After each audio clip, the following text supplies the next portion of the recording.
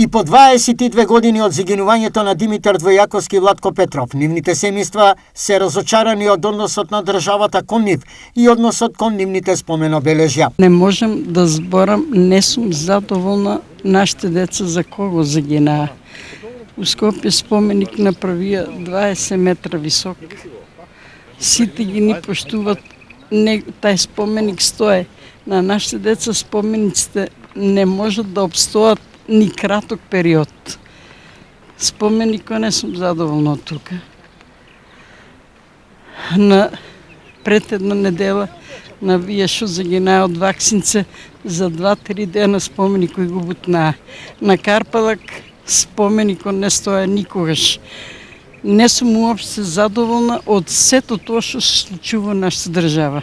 И немам намера да мислам дека во иднина нешто ќе се оправи. Не, така ќе биде. Како семејство болката ни останува. Ние сме горди што сме дете дале загинат за ваа држава. За ваа Македонија, што ние сме македонци.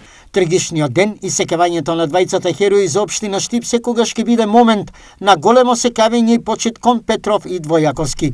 Ние, како штипјани, како нивни сограѓани, како град, како регион, како општина Штип, секогаш ќе го чуваме и оживуваме сеќавањето на нив преку давање достојна почит во знак на нивното херојство и влог со живот.